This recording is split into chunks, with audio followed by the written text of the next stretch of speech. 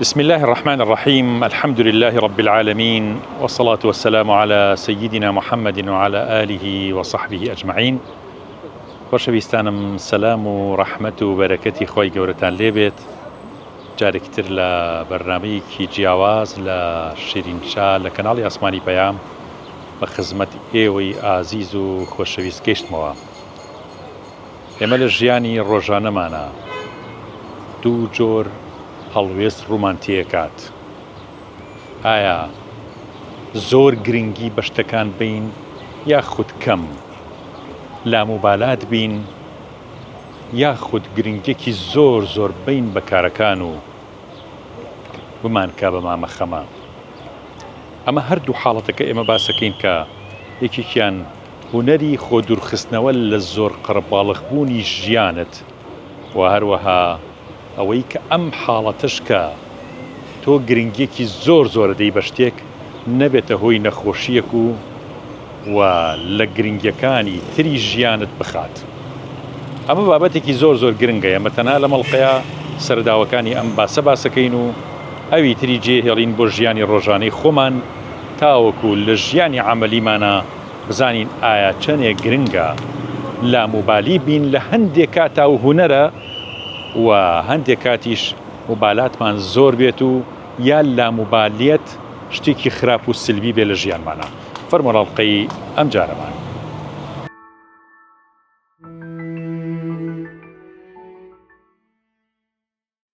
ماوەسەگیان ئەم منتیقە خۆشەی خۆمان لە کوردستان، سا منتیقەیە زیاتر گڵە زەردە و شەحەسەنی گڵە زەردە و ئەو مەرسەدەکەیمان بیرەکەوێتەوە. بەڵێ مەرسەدەکەی بڵێ. ینی بەهاری ئەم ساڵیش ماشەڵڵا بەهارێکی زۆر جوانە. چەند حیفە ئاوا سەیری ئەم هەموو عەلاگە و خۆڵ و پیسی ماوەسە لەم منتیقانە بڵاوەکرێتەوە. چەند گوناحە بەڕاستی. مەعلەسە وڵای ترەمە وەکو سفرەیەک وایە کە داخرا بێتوانە، بەڵام ئینسان سفرەکە ئەوە بە ناشرینی بەجێ بێڵە. ئەمە سفرێکی ئیلاهیە بەڕاستی. یعنی ئینسانیش نابێەوە نەخەم سارد و مقەسیر بێ بەرامبەر بە ئەم ژیان و گردونێکە خوای پەروەردگار خوڵقاندوێتی بۆ ئەوی ڕازاندۆتەوانێ و بەدەستی خۆی ئەی شێوێنێت بەداخەوانێ. واداری ئینشەڵڵا نەبێت، چونکە ئەو بەڕاستی مەسئولیەتێکی بەرپرسیارەتێکی هەم ئینسانیە و هەم کەونیە و هەم ئیلاهیشە ئینسان بەرامبەر ئەم ژینگەیە کە تێیەتی. ماسەگیان بڕۆین دانیشین بۆ بەرنامەکە لە خزمەتتان.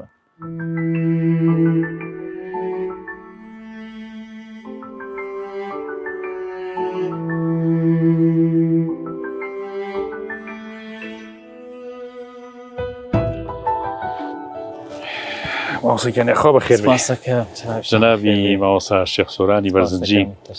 یاڕێی بەخێر بێن. خێرمانێ نابێ ئینشاءڵڵا. قوربانگیان حاڵەتێک هەیە هەمتر هونەرە هەمتر نەخۆشیشە. چۆن ئەم حاڵەتە جیا بکەینەوە؟ سە بۆ لەین کەسێک لاموبالیە، گوێ پێنەدەرە. گوێ پێنەدان جاری وا هەیە پێویستە ئینسان گوێ بەشتنەیە، جاری واش هەیە زەرەر و زیانێکی زۆر گەورەی لێدات. لای خۆمان پێڵێن کەسەکە مامەخەمەیە، ینی زۆر خەم هەڵەگرێت. ئەمە گوێپێدانێکی زۆرە. کەسی وای شێڵێ ماڵ و مناڵیشی هەیە و ژنی هەیە و کچی گەورە بۆ کەسچی نە ئیشەکە، نەگوێیە بە مناڵی، نە ئیحتیمامیان پێدا، نە هیچ لە موبالی ئەم دنیا چۆن هاتووە، چۆن بە گەنجی ڕۆشتو ئاوە ئەڕوا. ئێمە چۆن ئەم هاوسەنگە پارێزین، چۆن گوێپێدان و گوێپێنەدان لە هونەر و نەخۆشی چۆن جیانکەینەوە لە یەک و چۆن لی تێ بگەین. بەڵێ بەناوی خۆی میر و مەزنە چیە ناو بەرنامەکەوە. دیارە ئەو مژار و بابەتی جەنابەت بابەتێکی زۆر قوڵی هەم ئاینیە و هەم وجودیە و هەم سایکۆلۆژی و دەرونیشە و هەم کۆمەڵناسیشە. یعنی ئەگەر بکرێمە هەر بە سەریعی و یان بە تیشپەڕی بتوانین تیشەخەینە سەر یەک بە یەکیان. دیارە ئینسان کە خوای پەروەردگار خوڵقاندوێتی و ئافراندوێتی مکەللەفە بەڕاستی، و ئینسان هەوی ئینسان بریتیە لەو تەکلیفی کە هەیەتی کە خوای پەروەردگار مکەللەفی کردووە بەرامبەر بە ئەم منظومە کەونیە. إنا عرضنا الأمانة على السماوات والأرض. ئەوەی کە خوای پەروەردگار فەرمێ ئێمە ئەمانەتێکمان ناوە بەسەر شانی مرۆڤایەتیان ئینسانیەتە و ئینسانێتیش خۆی قبولی ئەو ئەمانەتەی کردووە وەخوای پەروەردگار قابلیەت و ئەهلیەتی ئەوەش یاوە تێ کە بتوانێت ئەو ئەمانەتە هەڵگرێت قابلیەت و ئەهلیەت بەو معنایی کە خوای پەروەردگار ئیرادەی یاوە تێ عەقڵی یاوە تێ تاقە وزەی یاوە تێ شعور و ئیحساسی یاوە تێ ئەم شتانەی بۆ هەمووی فەرەهەم هێناوە ئەوسا ئەو بارەی خستۆتە سەرشانی و ئینسانیش قبولی کردووە و ئینسانیش خۆی بە قابلیەتیەوە زانیوە کە بتوانێت ئەو بارە هەڵبگرێت. من هەمیشە وتومە ئینسان کاتێکە بانگێشتی کۆڕی ژیان کراوە با بڵێن کورسیەک یان شوێنێکی بۆ حیجز کراوە ئینسان ئەبێ ئەو شوێنی کە تایەتی و ئەو شوێنی کە بۆی دیاریکراوە بۆ حیجز کراوە پڕی کاتەوانێ بەداخەوانی هەمیشاڵم جاری وایە ئینسان چۆن هاتووتە ژیانەوانێ ئەو شوێنەی کە قەرار وابوو کە پڕی کاتەوانێ و ئەو فەراغە نەیەڵێ و ئەو سپەیس و بۆشیە نەیەڵێت بە هەمان شەوە کە ئەڕواتەوانێ هەروە بەجێ هێڵێت. ئەمە مەبەستمەوەی ئەمە بێ لێوانی بهێنین کە ئینسان نابێت بێموبالات بێ یعنی جدیەت بوونی نەبێت چونکە ئینسان قەرارێکی وەرگرتووە یان قەرارێکی داوە کە ئەبێ بەڕاستی بەرپرسیار و مەسئولە بەرامبەر بە ئەم مەنزومە ئیلاهیە کەونیە ئەم بێموالاتی هەلیەوە دەست پێەکە کە ئینسان خۆی بە خاوەنی نەک تەنها ئەو دائیرەیە بزانە کە خوای پەروەردگار بۆی ناردووە ئەسڵەن ئینسان ئەبێ خۆی بە خاوەنی ئەم گردون و ژیانە و کەونە بزانێ یعنی بەرپرسیارەتی و مەسئولیەتەکە لێوە دەست پێکە ئینسان نابێ ئەو لە موبالی بێ وەکو جەناب فەرمووت کە هەست و ئیحساس و شعور و ئیرادەی نەبێت کەوا بتوانێت ئەو بۆشایی و فەراغی خۆی پڕ کاتەوانێ زۆر کاتێ شوێنیشی گرتو ئەو کەسە بەڕاستی چونکە خوای پەروەردگار کە ئینسانێکی ناردوتە ئەویاوانێ ئەبێ ئەو دائیرەیە ئەو فەزایە ئەو شوێنەی کە لەم گردونەدایە پڕی کاتەوانێ وەکو مەولانە فەرمێ ئینسان دڵۆپێک نییە لە زەریایە بەڵکو خۆی زەریایەکە بەڵام لە دڵۆپێکە و ئینسان یعنی خۆی بۆ خۆی کەونێکە ئینسان گردونێکە ئینسان ئەبێ بتوانێت چۆن خوای پەروەردگار ئەم نەخشە ئیلاهیە کە ئەم گردونەیە ئەگەر ئەو ئیشی تیانەکە بەڕاستی بەشێکی نەخشەکەی شێواندووە و بەشێکی نەخشەکەی تێک داوە وەکو عەرزم کردی ئینسان مەسئولە و خۆی ئەبێ بە پرسیارەت و بە مەسئولیەت بزانێ و ئیحساس و شعوری هەبێ کە بەڕاستی ئەم هاتوتە دائیرەی ژیانەوانێ کۆڕی ژیانەوانێ هەروە بە بێهودە نەهاتووە هەست کات بۆی کەوا بەڕاستی ئەبێت شوێنێک پڕ کاتەوانێ ئەبێت جدیەت بوونێکی تیابێ ئەبێ ئینسانێکی لاموبالی نەبێت ئەبێ بتوانێت ئەو تاقەوزەیە ئەو عەقڵی کە خوای ئاوێتیە ئەو ئیرادەی کە خوای پەروەردگار پێی بەخشیوە بتوانی سەرفیکە لە ژیان و لە گردونە چونکە ئینسان یعنی وەکو پێغەمبەری خوا صلی الله عليه وسلم فەرمێ كلكم راع وكلكم مسؤول عن رعيته يعني ئینسان هەموو ئینسانێک مەسئولە وەکو عەرزم کردم بەرامبەر بە ئەو بازنەی خۆی بەرامبەر بە ئەو دائیرەی خۆی یعنی مەسئول ئینسان ئەبێ ئەو وحدەت الوجودەی کە هەیە ئەو یەکێتی بوونە ئینسان ئەبێ ئەسڵەن خۆی بە خاوەنی ئەم گردونە بزانێت کە ماڵی ئەوە چونکە ماڵێکی ئەوە بەڕاستی ماوەسە شێخ سورا من با نمونەکە لەسەر جەناب خۆ بێن بەڵێ من لە زۆر بە خزمە جەناب گەشتوم بۆ تۆ ئەناسم و لە فەقێتیشە هەر جەنابتم ناسیوە یعنی کە فەقەیە بینی وەکو جەنابەت یا وەکو مەلایەتی هەیئەتێکی ڕێک جوامێزەرێکی جوان و بە تەرتیب یان جلێکی کوردی و جامانەیەکی قوتوو جوان و ڕیشێکی جوان داهێنراوی هەیە و ئەزانم ئەمە بەشێکی پەیوەستە بەو منهەجەی کە لە فەقێتیە ئەخوێنرێ و فێریە بن حەل لە ئەو نقطەی کە دەست پێەکەن و بیهی نەستەعین لەوێوە کاشنە بابی فقه و باس لەوا کرێت کە ئەگەر تۆ چویتە سەر ئاوێ نابێ ئیسرافی تیا بکەی ئەگەر ڕووبارێکیش بێ سنت نییە دوای 3 شڵەب تۆ زیاتر بەی لە دەم و چاوت ئەگەر بۆ نمونە فەرمێ لە هەر لە فیقەکەی کە جنابتان خوێندوتانە کە چی بۆ دەشتێکی ئاوا زیانی پێمەگەیەنە کەسێک دوو لە ڕووی جنابتان یا بینەرانی خۆشەویست میز نەکاتە کونیەکەوە کە حەشەراتێکی تیا چ جاوێ ئەوە ئەم بازاڕە جوانەی سروشتاوە ناشرین بکرێت و پڕ بکرێت لە زبڵدان یعنی فقهی ئیسلامی یارمەتی دەرە بۆی کە ئێمە موبالاتمان زۆر بێت تێگەیشتنی فکری ئیسلامی یارمەتی دەرە بۆ ئەوەی کە گرنگیدانمان زۆر بێت و عکسەکەیشی نەبین ئێستا حازەکەم جارە باسی ئەو بکەین کە چەنێ ئەم گرنگیدارە زەڕورە بەڵێ وڵاهی وەکو جەناب باست کردووانە ئینسان لە بازنەی ئیشەکەی خۆیە لە دائیرەی ئیشەکەی خۆیە ئەبێ جددیت بوونێکی پێوە دیار بێ و ئینسانی خەمسار یان لاموبالی لەناو هەر ئیشێکا بێت چاوی زیاتر لەسرە چاوی زیاتر لەسرە و بە خەڵکێکی خەمسار دوو ئەوانەیە بینن کە کەڵکی نییە یعنی جێ ناگرێت و هیچ ماهیەتێکی تیان نییە و وەکو عەرزم کردن خوای پەروەردگاریش کە ئینسانی هێناوەتە ناو ژیان و ئەمبوون و وجودەوانێ بەڕاستی بۆ ئەوە هاتۆ وەستەعمەڕەکم فیها ئینسان بۆ ئیعمار هاتووە بۆ ئیستیعمار هاتووە بۆ ئاوەدانکردنەوە هاتووە ئینسان ئەگەر یعنی جەنای مامۆسا ئینسان ئەبێت لە خۆی وەکو عەرزم کردن کە خۆی بریتێ لە گەردوونێک ئینسان ئەگەر لە خۆیە جددیەت بوون نەبینێتەوانێ یان جددیەت بوونی تیانە بێت ناتوانێت مەسئول بێ بەرامبەر بە ئەو فەزایی کە تایەتی ئەو فەزایی کە تایەتی وەکو ئێستا جەنابە فەرموو هەر کەسێک لە ئیشەکەی خۆی هەسێ بۆ مامۆسایەکە یان دکتۆرێکە یان هەر کەسێکی تر هەیە کە لە هەر مەجالێکی خۆی ئیش ئەکاتوانە هەستێکی جددیەت بوونێکی تایە ئیتر لە جلوبەرگا بێ لە کاتی کارکردن و ئیشکردنا بێ بە هەمان شێوە ئینسان کاتێک کە ئێستا ئەم وەکو جەنابە باسی کردوانە ئەم بی ئەو ژینگەی کە ئێمەیتیان ئینسانە ئەگەر خۆی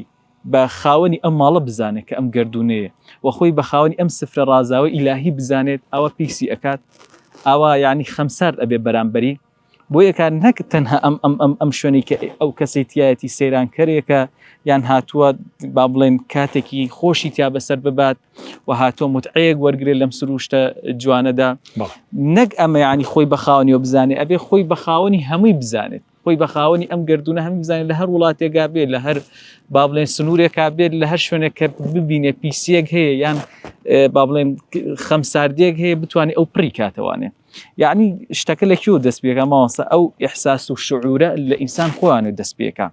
ئینسان یعنی ئینسان ئەبێ لە خۆیوانێ ئەو شعورە دروستکە ئەو ئیحساسە دروست کە ئەو مەسئولە ئەسڵەن بەرامبەر بەچی بەرامبەر بە ڕۆحێک کە خوای پەروەردگار هەر ئەوە بە بێنەرخ نەیاوەتێ ماوەسە ئەو ئیحساسە ئەو هەستە لە ئینسانی ئیماندارە ئیمان دروستیەکە فقه دروستیەکات فکر دروستیەکات بەتایبەتی لە ئیماناگە زۆر ڕۆبچین یعنی تەزکیە و تەسەوف و عیرفان دروستیەکە چ شتێک زۆر پاڵنەرە بۆ ئەوەی کە ئەو ئیحساسە جوانانە یعنی ئەو ئەدەبەی کە ئیسلام ئەیەوێت کە ئینسانی ئیماندار بە ئەدەب بێ بەڕێز بێت یعنی لە بینی شەرمێک کە ئیجابیە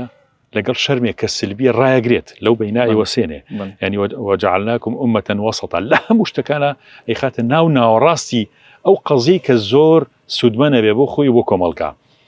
کێ دروستیەکات ئەم هاوسەنگیە وڵێ ئەو هاوسەنگیە بریتە وەکو جەنابە فەرمووانە یعنی بۆ ژینگەیە کە خەڵکەکە خۆی بە موسڵمان بزانێت و بە ئیماندار بزانێتوانە دیارە هەموو کتێبە سەماوی و ئیلاهیەکان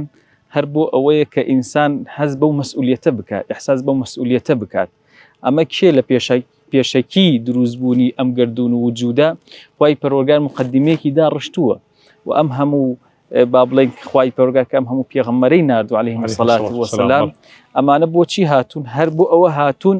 ئینسان یعنی ئینسان بهەژێنن و ئەو ئیحساسە و ئەو ئیمانی کە جەنابە فەرمووە ئیرادەیە و ئەو وزە و تاقەی وەگەڕ بخەن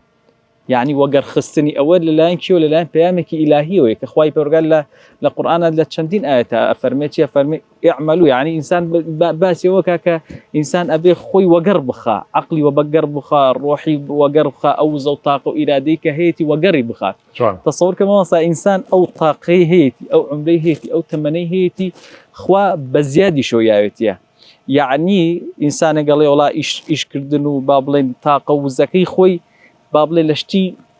لە شتێکی ناپێویستە سەرف ئەکات کەی ئەو نییە کە پێویستی پێی نییە بۆ یەکات تەمەنی ئەوەندە کورتەگی ناخوا ئەو تەمەنە ئەو عمرێک کە خوای پەروەردگار هەیەی ئینسان کە هەیەی خوای پەروەردگار پێی بەخشیوە ئەو عمر و تەمەنە بە زیای شۆیاوێتی بۆیە فریای چی بکەوێ فریای ئەو ژیانە بکەوێ ئەو حیاتە بکەوێت کە ئەو بەرپرسە کە ئەو مەسئولە لێ لە هەفتە تێپەڕیم و هەفتەیەک بۆ دین و دنیا بەکاری خۆم و بەکاری کەس نەهاتم وەی چ بێکارم محوی ئەفەرمێ ئینسان جا محوی شتێکمان هەیە مە پێوترێن نەقدی حیسیمان هەیە ئینسان ئەبێ زوو یعنی مراجعەی خۆی بکاتوانێ نەقد لە خۆی بگرێ ئەو نەقدە حیسیەی کە ئینسان مقەسیرە جاجار بیر بکاتەوانێ کە بەڕاستی من مقەسیرم بەرامبەر ئەوە قەلقێکی وجودیمان بۆ دروست بێ نەقدێکی حیسیمان بۆ دروست بێ وەکو محوی چۆن ئەو نەقدە حیسی بۆ دروست بووە ئەڵێ کاکە وەڵای من تەمەنم گەیشتوتە عمرم گەیشتوتە هەفتە هێشتا وا ئەزانم نە بەکاری خۆم هاتووم نەبەکاری کەسیش هاتووم چونکە ئینسان ئەبێ لە پێشا بەکاری خۆی بێ ئەو تاتوانێ بەکاری خەڵکیش بێت وەکو لە شوێنێک تریشە نالیە فەرمێ هەرچەندە عمری خدر و جامی جەمد بوو چونکە ئەمەل زۆرە چ عمرێکی کەمت بوو ئەی جامیعی دنیا و قیامەت بە خەیاڵات ئەو ڕۆژەی کە مردی نەئەوت بوو نەئەمەت بوو یعنی ئینسان ئەوەندە لە ناو ئومێدی پوچە مامۆستا زۆر کار لەگەڵ ڕێزمە ئینسانەکەوێتە ناو ئومێدێکی پوچەوان نە ئومێدێکی بۆشەوانێ وەکو عەرزم کردن کە وەزیفەی ئەو نییە ئیشی ئەو نییە نالی باسی و ئومێدەیەکە ئینسان ئەوەندە لە ناو ئومێدێکی پوچیان لە ناو ئومێدێکی بۆشە ئەژیت کە سیر ئەکا نە ئومێدێکە دڵی خۆشکە بە دنیا ئومێدێکی یعنی ژیانە بۆ ژیانوانە ئیسفادەیەکی نە ئەو ئومێدە مانایەکی پێبەخشە بۆ قیامەت ئەفەرمێ یعنی ئەو ڕۆژەی کە مردی نە ئەوت بوو نە ئەمت بوو یعنی وەکە ئادەکە ئەفەرمێ خەسیرە دنیا والآخرە ئینسان ئەوەتانە کەوتوتە ناو چیوانێ کەوتوتە ناو ئەوەی کە بەڕاستی لە هەردوو ژیانەکە خەسارەتمەندە ئینسان وەکو عەرزم کردن ئینسانە بێ یعنی ئەو ئیحساسی هەبێ بەرامبەر بە خۆی و شعوری هەبێ بەرامبەر بە خۆی کە خۆی مەسئولە وەکو عەرزم کردی نەقدی حیسی یان قەلەقی وجودی ئەمە قەلەقی وجودیمان هەیە بەڕاستی ئینسان قەلەقە لەنا ئەو موجودەیە کە بتوانێت بۆچی هاتووە ئینسان کۆمەڵی پرسیارەکە لە خۆی ئەوانە من خەریکی چیم بۆ ئینسان بۆ هەر ئەوە نەهاتوە بەڕاستی خەریکی تەمەتوع و تەزەوق بێت و ئەوانە ئینسان مەسئولێکی زۆر گەورەیە بەرامبەر بە عەقلی خۆی بەرامبەر بە ڕۆحی خۆی بەرامبەر بە گیانی خۆی بەرامبەر ئەو شوێنەی کە تایەت یاگەن چیتە یعنی بازنەی دەرەوەی ئینسان مامۆستاکیان ئەو کەسەی کە ئەم قەلەقە وجودی بۆ دروست نابێ ئەم حسە وجودی بۆ دروست نابێ هەر زۆر لاموبالیە لە ژیانە زەرر بە خێزانیەگەێنێ بە کۆمەلگایەگەێنێ بە وەزیفەکەیەگەێنێ بە هەموو شتێک زەرر بە خۆیەگەێنێ وازانەیە کە ئاوای کرد ئیسراحەتەکە لە کاتێکا کە شتێکی تر هەیە هەر سەرقاڵی بکە یعنی ئەم ئینسانەکە هاتوتە دنیا ئیلا کۆمەڵی شت هەر یەخەیە گرێ جا بۆ بن بەشتە باشەکە مەشغوڵ نەبم بەشتە خراپەکە بم حەزەکەم کاتمان کەمەوە مامۆستا باسێکی ئەوە بکەین کە ئەمە چۆن ئەم هاوسەنگیە پارێزین لە کاتێکا هەندێک جار لاموبالی بوون گوێپێنەدان مامەخەمەیی نەبوون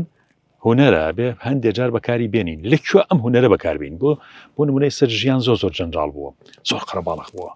ئەکری ئێمە وەڵامی هەموو تەلەفۆنیە هەموو قسەیە هەموو شتێ سەیری هەموو شتێک بکەین ئەکرێ ئێمە بەڕاستی خەم لە هەموو شتێک بخۆینیا بێ تەوازونێ بۆ خۆمان ڕابگرین چونکە فرەی نە هەموویەکەوین دوایە ئەوی تیشمان لەزەرەشێ والله هەموو تومە یعنی هیچ کات بەقەدر ئەم چرکە ساتە ئینسان بێموبالات نەبووە یان بێموبالات نەکراوە تصور کە مامۆستا ینی مرۆڤی مۆدێرن یان ئەم ژیانی کە پێ بڵێن با بڵێن ژیانێکی ئەوەی سیستەمیە کە سیستەمێکی جیهانی و عالەمی بەڕاستی هێزێک پاوەرێک هەیە کە لەسەر و ئەم خەڵکەوانێک کە ئەم سیستەمەی دانا و ئەم خەڵکە بەڕێوە بات یعنی خەڵکیان بێموبالات کردووە یعنی ئینسان و تاقە و عەقلی ئینسان و وزە و ئەوەی کە هەیە لەناو ئینسانە هەمی بێموبالات کراوە یعنی هەمی کراوە بە سیستەم چۆن ئێمە ئەو موبایلانە هەمووی سیستەمن ڕەبتە بە شەریکیەکەوانیان ڕەبتە بە قەمەرسەناعەیەکی سەر و ئێمەوانێ ئینسانیش لەگەڵ ئەم شاشەیە کە پێوترێ جیهانی دیجیتاڵی ئێمەش خۆمان کەوتنوتە ناو بەشێک لەنا ئەو جیهانە دیجیتاڵیەوانێ یان ئەو جیهانە بۆشەوانێ پێغەمبەری خوا صلی الله عليه وسلم لە حەدیثێکە هینێکی جوانی هەیە بە ئەبوو زەر فەرمێ یا ئەبا زەر ئەحکیمی السەفینە فإن البحر عميق جا ئەگەر تۆ بیت تەفسیرێکی ئەم حەدیثەی پێغەمبەری خوا بکەی صلی الله عليه وسلم کە بە ئەبوو زەڕی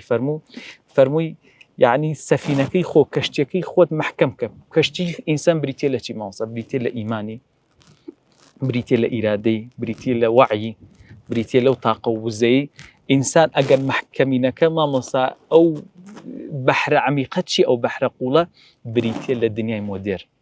ئەم دنیای کە ئێمە تێکەوتین ئەم دنیا بۆشە کە هیچ شتێکی نەیەشۆتە ماوەسا ئەوەی کە ماوەتەوانی تەنها ئینسانێک لەگەڵ ڕێزم ئینسانێکی ناوبۆشە کلۆرە ئەوەی کە هەیە تەنها شکل و فۆرمە ئەگینا ئینسان بە دوای مانایەکە بە دوای تەمەتوعێکە بە دوای تەزەوقێکە ئەوانەیشی کە هەیە مامۆستا تەسەور کە ئەو تەمەتوع و تەزەوقی کە ئینسان ئەیکە هەمووی کاتیە چونکە هەمووی لە دەرەوە ئینسانێتە ناو ئینسانەوانێ چونکە هەرچێک لە دەرەوە بێتە ناو ئینسانەوانێ بۆ خۆی شتێکی موقەت و ینی ئازارشکێنێک و مۆرفینێکی زۆر کاتیە بەڵام هەرچێک لە ناو ئینسانەوانێ سەرچاوە گرێت و هەرچێک لە ئینسانەوانێ هەڵقڵێت ئەوە با بڵێن ئەتوانی پێی بڵێن تەزەوقێک یان تەمەتوعێکی مامۆستا ڕەسەن تەواو کە ئینسان ئەتوانێت چ کاتێک بێ ماس ئەو تەمەتوعەکە بەڵام خۆ تۆ هەموو کاتێ ئەوەی کە لە بەردەستۆیایە متەوەفیر نییە ئەوەندەی خەڵک مامەسانی بەڕاستی خەمی گشتی نەماوە ویژدانی گشتی نەماوە لەگەڵ ڕێزمە ئەو قسانی کە من ئەیکەم مەبەسمەوە ئینسانێکی متەشائیم وانە بەڵام ئێستا هەموو خەمە گشتەکەم و هەموو ویژدانە گشتەکەی ئەم ئینسانە بوو بەچی ماوەسات تەنها کەسێک مردووە کەسێک نەخۆشە کەسێ هەژارە یەک لایکە تەنها یەک لایک بەڵام جاران وانە بوو لە کۆڵانێکیان لە گەڕێکێکیان لە لادێکە کەسێک بمردایە هەموو ئەچون هاوبەشی ئەو خەمەیان ئەکرد شەریکە خەمیان ئەکرد لەگەڵ یا هاودەردیان ئەکرد لەگەڵ یا تێکەڵا ئەبم هەم بەو جیسمە با بڵێن کە هەیەی بایۆلۆژیەی هەم بە ئەو ڕۆحە ئەبووە سەبووری بەڵام بەداخەوە شتەکە وای لێ هاتووە فەرامۆشکردنەکەمە بەس ئەوەیە کە هەندێک ئیسە بۆ من گرنگ نییە ئەو شتە ڕۆدای ڕوونادای سە لە جەنگی جیهانی دووهەمە و کوردستانی ئێمە هیچ ئاگان لەو جەنگە نەبووە چووکە سۆسیال میدیا و کەناڵەکان و تەلەڤیزیۆنەکان نەبوو تا لادەکان تێک بەدا تا خەڵک خەفەت بخوا بۆی کە بڵین ئەو شەڕەگەیشتە کوێ ئایا فلان چەک بەکاری هێنرا ئایا وەزیری حربی فلان شوێن زۆر قیرسشمە و موسیبەتەکەوە و ئەکات ئەو کاتە ئەمە نەبوو چەندێک زەرورە ئێمە لە هەموو شتێکە خۆمان هەڵ نەقورتین لە هەموو شتێکە بەشدار نەبین شێر نەبین شێر نەکەین ینی بۆ ئەوەی بەڕاستی ئەم فرامۆشکردنە بۆ ئەو بەشە کە هەموو شتێن نەهێنین ناو خۆمان کە کاتێکا زەڕور نییە ڕەحمەت لێ بیانی ئەوەیە کە ئینسان مامۆستا ئەگەر تۆ لە نوسخی خەڵک نەچیەسە نامەوە بیت ئینسان ئەبێ ئەوە کە جەناب فەرمووتوانە ئەبێ ئەگەر وا بتەوێت بێتە دەرەوە لە سیستەمەکە یعنی بێتە دەرەوە لەو سیستەمەی کە خەڵک لە ناویەتی ئەو سیستەمە تەقلیدی هەیە کە لە ناو خەڵکە کە هیچ تەمەتوع و تەزەوقێک ناکات جەناب باسی خەمی هینە کرد باسی ئەو خەمەت کرد جاری وایە هونەرە جاری واژ هەیە گوێ پێ نەدان و ئەوانەش خراپ نەخۆشی و سلبیاتی هەیە جەنای ماوەسا ینی هەر خەمێک هەر ئازارێک بووە بزوێنەر ئێم ئینسانە بتوانێت حلی مەشاکیلەکان و ڕێگەکە بکاتوانە وەکو عەرزم کردبووە بە ویژدانێکی گشتی یان خەمێکی گشتی ئەوانە کە ئینسان ئەیخوا لە دەوروبەری لە ناو عایلەیەکە ماوەسا جاریوە لە ناو عایلەیەکە ئینسانە بە خەمی ناو عایل و خێزانەکەی بێت بەڕاستی ئێستا ئەم موبایل و شاشەی کە لە بەردەم منداڵەکان لە بەردەم دایک و باوکە خۆ ڕاستە لە ناو ژێر سەقفەکان بەڵام دیوارێکی گەورەیان لە بینایە ئەم منداڵانە منداڵ پێویستی بە باوک هەیە باوک پێویستی بە منداڵ هەیە منداڵ هەست بە تەنیاییەکە منداڵ وعی هەیە مامۆساگیان منداڵ تەنهایی هەیە منداڵ ترسی هەیە ئەگەر ئەم باوکە نەبێ ئەم فەراغی بۆ پڕکاتەوانێ بەڕاستی لە شوێنێکی ترە هەڵی ئەڕێژێکە کاریسەیەک ئەنێتەوانێ بۆ یەکاوەکو ئەرزم کردن ئینسان هەتا لەم سیستەمە بێتە دەرەوانێ ئێمە تازە کە سەپێنراوە بەسەرمانە ویان ئینسان ئەوەندە هۆشیار و عاقڵ بێت کە بتوانێت حلێکی خۆشی بکات و حلێکی دەوروبەری بکات من کە باسی ئەومان کرد کە ئینسانە بێ هۆشیار بێت وانە مەبەستەکە ئەوەیە هەر کاتێک ئەو خەم و ئازارە بووە بزوێنەر باشە بەڵام هەر کاتێ نەبووە بزوێنەر ئەبێتە سووتێنەر خۆت ئەسووتێنێت یعنی خۆت ئەسووتێنێ ناخی خۆت ئەسووتێنێ دەرونی خۆت ئەسووتێنێ بەبێ ئەوەی هەستی پێ بکەیت بەڵام خەڵگەیە وەکو جەناب فەرموو بۆ بە مامەخەمەیی کاتێک باشە کە بێتە بزوێنەر و حرەکەیەک بە تۆ بکات کە بتوانانی عیلاجێ چارەسەر شتێک بدۆزیتوانێت نەوەک هەردا بنیشی خەم بخۆی ئەمە ئینسان خۆشی یعنی بەڕاستی خۆشی ئەشێوێنێ وە دڵ و دەرونیشی بەڕاستی عەزیەدەیات و خۆی معەززە بکات ئێمە وەکو موسڵمان ماوەسا وەکو موسڵمانێکە هوشیارانە مامەڵە لەگەڵ ئەم وەزعەیە بکات ئەتوانین ینی ئەم سیستەمە کۆنتترۆل بکەین ئەتوانین ڕایگرین ئەتوانین هەموو شتێکی قوبوڵ نەکەین بەڵێ ئێمە توانین ئیمان خۆی ئەو ئیشەمان بۆکە مامۆستا ئینسان کاتێک کە ئەچێتە ناو فەزایەکی ڕۆحانی و معنەویەوانە لەو فەزا دەستکردە یان لەو فەزا سەپێنراوێتە دەرەوانێ ئینسان کاتێک چێتە ناو نوێژەوان یانە کاتێک چێتە ناو مەجلیسێکی زیکر و فکرەوانێ مامۆستانە چێتە ناو قورئانەوانە ئیتریەتە دەرەوە لە فەزاکە بیر ئەکاتەوانێ بیر لەم ژیانە ئەکات و بیر لە خۆی ئەکات و بیر لە معنەویە دەکات و بیر لە بابڵێ ئەو تەمەتوعانە ئەکاتەوانێ ئەو تەزەوقانە ئەکات و کە لە ناو خۆیان و سەرچاوەگرێ ئیمان ئەو کاتە باشە مامۆستا ئیمان ئینسان لەو کاتیا هەستی پێکات کە بەڕاستی ئەبێتە چی ئەبێتە وەکو عەرزم کردن ئەبێتە حرەکەیەکە هەژانێک لە ناو دڵ و دەرونی خۆیان یعنی هیچ شتێک بەقەدەر ئیمان نەجاتدەر نییە لەو وەختەیە لەم چرکە ساتیە بۆ ئینسان بۆیە کە پێغەمبەری خوا صلی الله علیه وسلم فەرمووی ئەحکمی السەفینە فإن البحر عمیق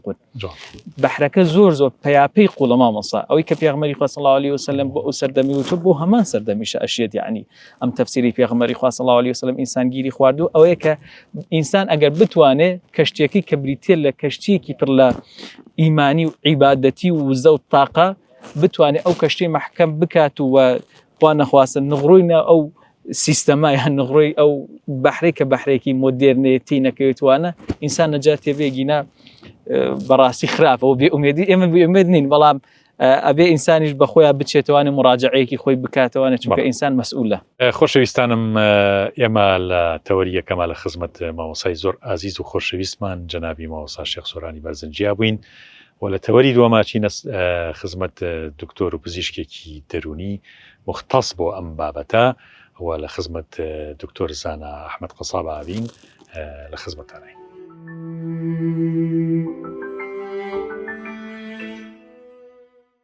خۆشەویستان زۆر خۆشحاڵ بووین لە خزمەت جەنابی زۆر بەڕێز دکتۆر زانا ئەحمەد قەساب پزیشکی پسپۆڕی نەخۆشیە دەرونیەکان لە شاری سلێمانی کە بە خزمەتیان گەشتین بۆم بابەتە زۆر گرنگە کە چۆن گرنگی پێدان هەندێک جار هونەرە، گرنگی پێنەدانیش هەر هونەرە و گرنگی پێدانی زۆر چۆنە بێتە دیاردەیەک یان نەخۆشیەکە پێویستی بە چارەسەر پێویستی بە کەمکردنەوەیە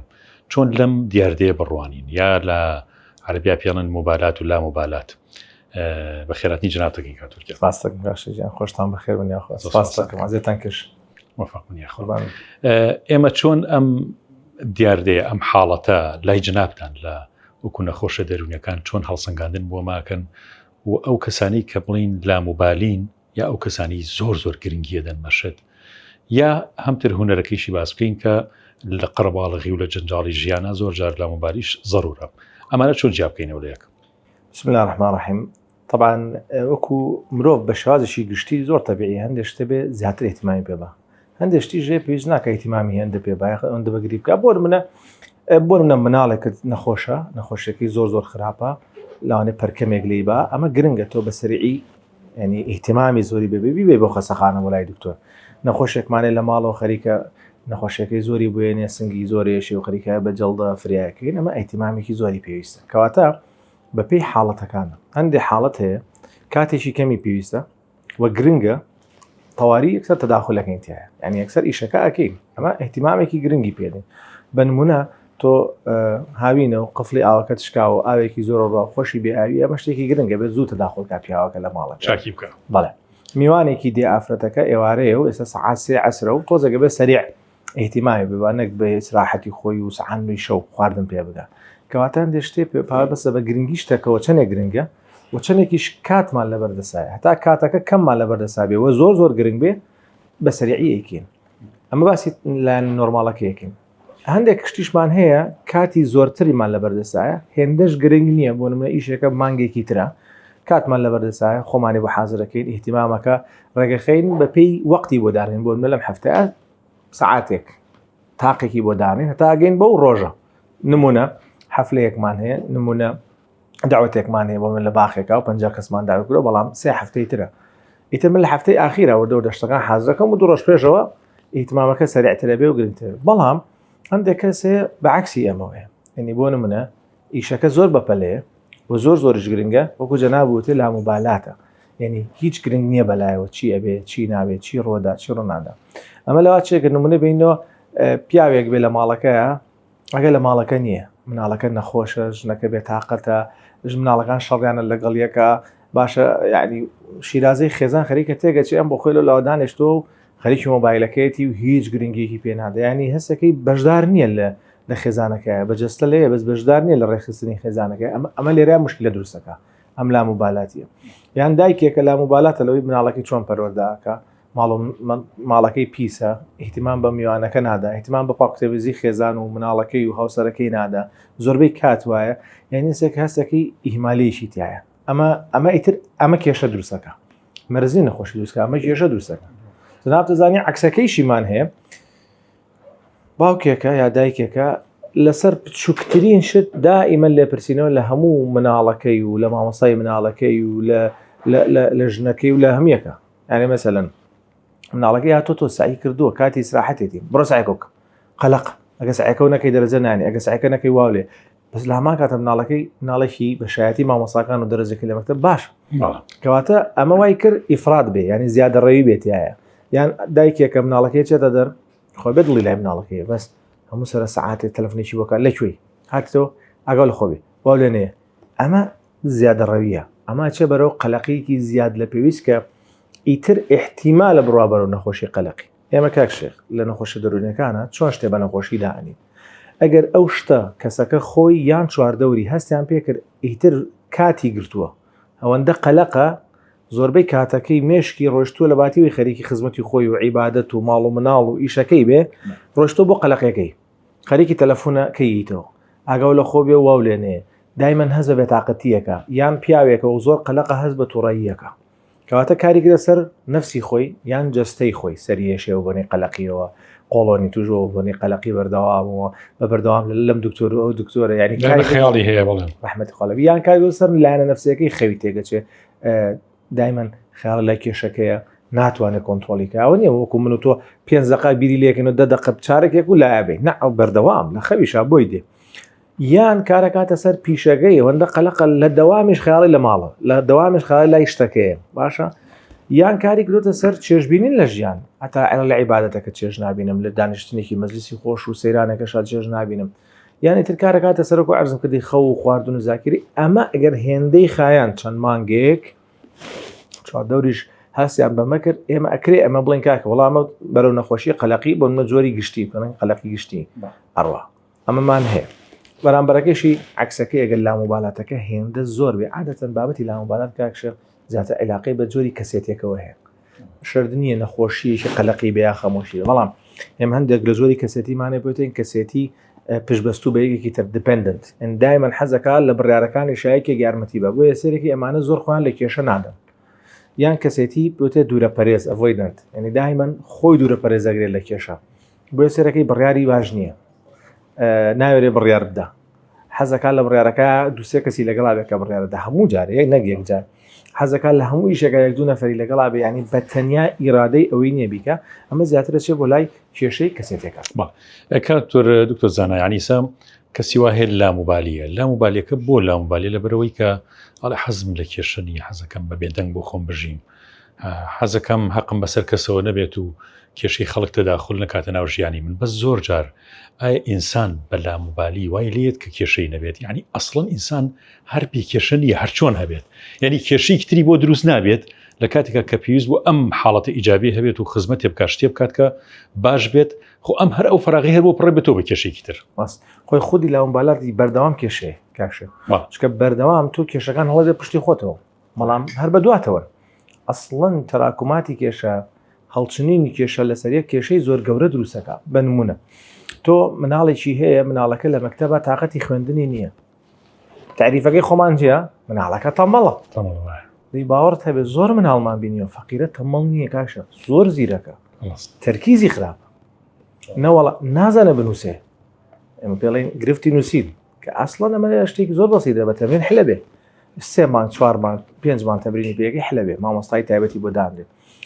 ئەگەر تو ئەمە ئیمالکەی تۆ بێ نەبەرچای خۆ ئەم مناڵە بێ لە مەکتەب دەرکی جا ئیمالەکەی لە ماڵەوە دایانی اینجا هەرڵی تۆ فاشیلی تۆ تەمەڵی تۆ فاشیل ئیخیتە مێشکی ئەوتر ئەم مناڵەژە خۆی لێ کاتێمە مناڵێکمان دروست کرد معوق یعنی خاوەن پێداویستی تایبەت بەس خۆی خاوەن پێداویستی تایبەت نییە وامان لێ کرد فەقیرە بە زۆر بڵێن تۆ هیچ نازانی ئەمە بۆ مناڵەکەی ڕاستە ئەمە بۆ خۆی ڕاستە ینی ئیشەکەی خۆی مەجای هەیە کە خۆی گەۆر تاقێکی باشتی پێداوە زیاتر برەی پێ بە نیکە بۆ لە بەرۆی لاموبالاتە خۆی و ژنەکەی و مناڵەکانی نەوەڵا خۆی و ماڵە خەزورانی خۆی و برادەرەکانی خۆی و دراوسەکانی خۆی و ئەوانی کە لەگەڵ لا ئیشەکەن بە بۆنەوەی دایمە کێشە دواخە بۆ ئەگەرەمە مدیری کۆمپانیایەک بە یا مدیری دایرەیە گەسێکی و دایرێ پڕە لە شەڕ کە هیچ کێشەیە حل ناکە سەرەکی دایمە ئیژناڕوە منتەسیب کێشەیەتی مراجع کاچێتەوە بۆ دەوام معاملەکەی سەرەکی کێشەی تیە ناڕوا بڕێگاوە بۆیە کاریگەریەکانی زۆر زیاتر هەر خودی خۆی کێشەیە ئەگەر بۆوا بێ و الله ئەعلەم لە ڕووی شەرعیشەوە گوناهبارە بێت چونکە تۆ هەندێک ئیشەی پێتەکرێت کە نایکی دکتۆر زانا ئێمە ڕەنگە مایکتر نەبا بکەوینە وەرزی هاوین و بەتایبەتی قوتابیانی پۆلی 12 ئەو کێشەیە زۆر ڕوو لە جنابتانەکات ئاماژگاریتان چیە بۆ قوتابیانەکە زۆر گرنگیە دەن بە پۆلی 12 زۆر لێترسن زۆر خەمیە خۆن و ئامۆژگاری ئێوە چییە؟ ئایا قەلق بن؟ ئایا دایک و باوکەکان چی بکەن بەرامبەریان؟ ئایا ئەوانیش بە دوای مامۆسا و بە دووە ڕاکردن و یعنی زۆر بیان ترسێن لە پۆلی 12 درستە یەکەم قەلقی خۆی نۆرمەڵە هەمومان قەلق بین چکە نیعمەتێکی گەورەیە چکە قەلقی وامان لێکا لە ئیشەکانمانە سەرکەوتوو بین قەلقی وامان لێکا لە عیبادەتە لەگەڵ خۆیان زیاتر نزیک بین قەلقی نۆرمەڵ قەلقی نەخۆشی مشکلەیە بۆ جوای پرسیارەکەی جەنابە ئەو قەلقی نۆرماڵی کەوامان لێکا بۆ نمونە من لە بیرکاریە تۆزێ باش نیم ئەم هاوینە هەوڵەدەم بیرکاری شتێک لێ بکەم جا مامۆستایەک بە ئۆنلاین پێمەڵێ ئەچم بۆ دەورە لە یوتیوب فێرە بم برادەرێ بۆم شەرحەکە خۆمەی خوێنمەوە بەس بیرکاری کێشم هەیە نەگەر حوتی پێویست ناکەم من حوتی خەریک بووم بەڵام ئێمە دایمە لە بابی احتیاط ئەڵێن ئەو پەڕی سێ دەرس هەڵگرە دابنێ ینی سعیتیا بکە و قەیچێک هاوینە بێ بکەین بە سێ بەشەوە کاکشێ خۆی هاویندان ڕابوو پشوو تۆ نابێ سعید بکەی هەمانە لە پۆلی دە دەرەچێ بۆ 11 من سعید 12 کەم ئەمە هەڵەیە و عادەتەن ئەمانە دەرەجە کەم هێنن چکە قەلقێکە نایڵ لە ئیمتیحانە جواب باتەوە یەکەم هاوینەکەین بە سێ بەشەوە بەشێکی تەواوی بۆ خەوە یەک لەسەر سێیە یەک لەسەر سێشی با بڕۆ بۆ ئەو دەورەی کاچێ بەڵام یەک لەسەر سێکی تری ژیانی تەبیعیە ئەچمە دەرەوە و تەبەخەم و سەیرانەکەم و پێەکەم و ئەو جێی خۆم وەرەگرم چکە پێویستی بەڕێستەیە من ئەم مێشکەم پێویستی بە ئیسراحەت هەیە من ناتوانم دایمە خەریکی ماندووکردنی ئەم مێشکە بم چکە نەتیجەم ناداتێ من دایمە تەشبیهەکە ئەڵم کاکە تەشبیه نەبێ ئەگەر مۆلیدەیەکمان هەبێ کاکە 1000 کەیڤە چەنە وازم بۆ دیوانی کاکە 100 کەیڤە ئێمە ئەتوانین بە 24 سەعاتە یەک شەژمان لەسەر ئەم مۆلیدەیە نەکوژێنەوە بەڵامەکە نەخێرە ئەبێ ڕێستێکی بیتی ئەم ئینسانە ئەم مێشکە گەورەیە کە خۆی گەورە پێداوە سوبحانه وتعالى ئەبێ ڕێستی بیتی خودی پێدانی ڕێز یارمەتی دەرە یان تەشبیهەکە ئەوە کە مەڵم ئەگەر ریاضیەک بچێ بۆ ریاضە ڕۆژی 6 ساعتیان بۆ داناوە ریاضەکە بەس نەوەستی ها یەک دقەش نەوەستێ یەکسەر بە داخلێکی لە خەسەخانە جەناب دەزانی تەشەنوجەی کوژێ هەر تەشەنوج لەوانەیە مایۆگلۆبولین ئەوە زۆر بێ لە خوێنیا گوچلەی بوەستێنێ بەڵام ڕاز مدربەکەی فێری کردو ئەوەندە دقە ئەوەندە پشوو فەرزە پشوو وەرگری ئێساییکردنی جوایە کاک تۆ هەموو هاوینەکە و سعیە لەسەر ناخواردن سعیە شەویش لە شەیش لە ئیمتیحان شەلانە پرسیاحەکە ئەمە بەڕاستی پێت بڵێم بەشێکی زۆری چاولێکەری ئەم قەلقی دروست کردو و بەشێکی زۆری هەندێکی زۆر لەو پەیمانگە نابەرپرسارانە ئەمە دۆمایان دروست کردو بەداخەوە نابەرپرسن کاک شێخ یعنی چی تۆ ئەگەر نەی بۆ دەورە دەرەجە ئەی مامۆستاییشی چی لە مەکتەب ئەی مامۆستایی بەڕێزمان هەیە خۆی بەدەمی خۆڕە لە مەیە بۆ دەورە من لێرە تێدەگەێت خۆی هیچ دەورەیەک نەبوو ئەو هەموو قوتابی ئەو خۆ لێبێ ئیسراحەت شێ کرد و زۆرتر داخڵ بوو هیچ منهجێک مەلزەمەیەکمان نەبوو دەرەجە ژاهات کەواتە ئەو قەلقی لابن بە تەلەبەکان و بە خانەوادەکان ئەڵم ئەو قەلقی لابن بەس مشکلەکەوێت چاولەکەری مۆدەگەوە زۆربەی بەگوێت ناکە ضرور نییە هەموو قەلقێ هاوینەکەین بە سێ بەشەوە ئەگەر قەلقێک وای لێ کردی هەر سعی بکەی پێی وا بێ سعی نەکردووە هەر سعی بکەیت و پێ دوا بێت تێ نەگەیشت و لە ئیمتیحانە دەرەجە نێنی کەواتە تۆ قەلقەکە و خەریکە بە نەخۆشی لێت کە بوو بە نەخۆشی زەرر لێدا باوەڕت هەبێ کاکشە زۆربەی تەلەبەمان هەیەگەر لەوەڵە بەگوێت کە نەعیلاجێ لە پێسکا بێ بەلای دکتۆر هەر خۆی ئەو ڕێنمایانەی کە جەنابەت من کاک فڵان کاک فساد لە یوتیوب دامان ناوە کاکە وابکە کاکە وابچۆ بەس جێبەجێیکە و یەقینی هەبێ کە ئیشەڵا خۆی گەورە یارمەتیەدا ناگاتەوە ئاستین دەستخۆشی زۆرمان هەیە بۆ جنابی دکتۆر زانا ئەحمەد قەساب پزیشکی نەخۆشیە دەرونیەکان خۆی گەورە پارێزراوتان کە سپۆر لە نەخۆشی دەرونیەکانە زۆر سوپاس بۆ جنابتان و کاتمان کرد دەستماجە